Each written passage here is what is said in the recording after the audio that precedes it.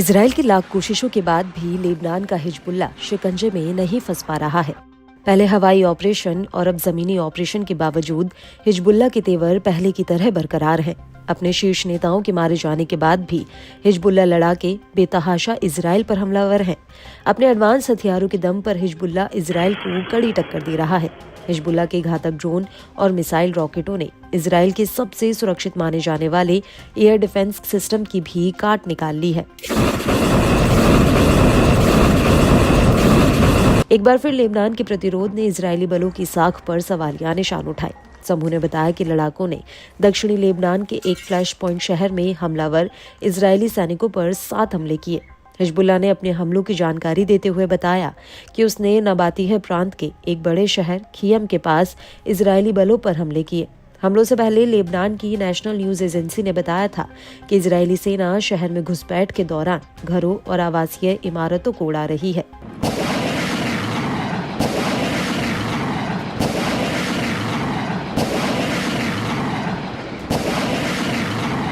Hezbollah ने Israeli military sites के खिलाफ अपने 29 ऑपरेशनों का दावा किया, जिससे दक्षिणी लेबनानी शहरों और गांवों में इजरायली सेना की आगे बढ़ने की कोशिशों को रोका गया। इन ऑपरेशनों में हिजबुल्ला ने दक्षिणी लेबनानी शहरों और उत्तरी इजराइल में इजरायली सेना की टुकड़ियों पर रॉकेट और ड्रोन हमले किए। इसके अलावा हिजबुल्ला ने पश्चिमी सेक्टर के आसमान में एक इजरायली हरमीज 900 ड्रोन को सतह से हवा में मार करने वाली मिसाइल से तबाह किया।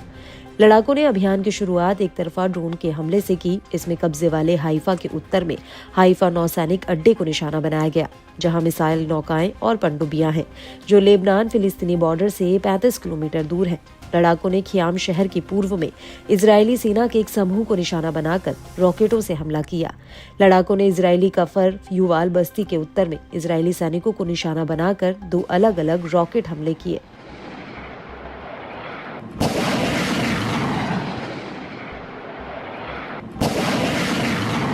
लड़ाकू विमानों ने पहली बार लेबनान फिलिस्तीनी सीमा से 150 किलोमीटर दूर हदसोर एयरबेस को निशाना बनाया, जहां टोही और लड़ाकू स्क्वाड्रनों वाला एक प्रमुख वायु विंग तैनात बताया जाता है। इसके अलावा हिजबुल्ला ने दावा किया कि लड़ाकों ने पहली बार इजरायली अर्ली वार्निंग पोस्ट पर भी हमला किया, जो कब्जे वाले सीरियन गोलान के माउंट हरमोन पर है। लड़ाकों ने रॉकेट की बौछार से अक्का शहर के उत्तर में गोलानी ब्रिगेड के एडमिनिस्ट्रेटिव हेडक्वार्टर को निशाना बनाया। लड़ाकों ने एक के बाद एक कुल 10 बार खियाम के पूर्व में इजरायली सेना के एक समूह को रॉकेटों की बौछार से निशाना बना डाला। लड़ाकों ने मेतुल्ला बस्ती में तैनात इजरायली सेना को टारगेट कर रॉकेट से हमला किया। लड़ाकू विमानों ने इन जैतिम बेस पर भी इजरायली फौज पर रॉकेटों की बौछार की। अलमनारा बस्ती में इजरायली सैनिकों की टुकड़ी को निशाना बनाया। इसके अलावा तायर हरफा कस्बे में इजरायली सेना के साथ सीधा संघर्ष हुआ। बताया जाता है कि लड़ाकों ने तायर हरफा शहर के पश्चिमी हिस्से के एक घर में इजरायली सेना की घुसपैठ पर नजर रखी, जहां एक बख्तरबंद वाहन को नष्ट कर डाला। मध्यम दूरी की मशीन गनों और कई घातक हथियारों का इस्तेमाल किया, जिससे इमारत के कुछ हिस्से इजरायली बलों पर गिरे। इस बीच न्यूयॉर्क टाइम्स की रिपोर्ट ने बड़ा दावा किया है।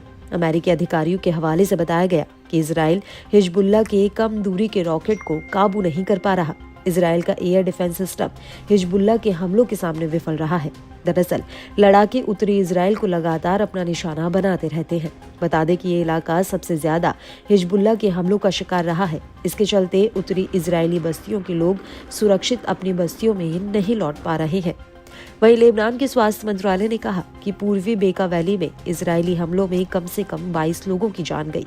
अक्टूबर 2023 से लेबनान पर इजरायली हमले में मरने वालों की संख्या 3,500 से ज्यादा हो गई है। इसके अलावा 15,000 से अधिक लोग घायल हुए हैं।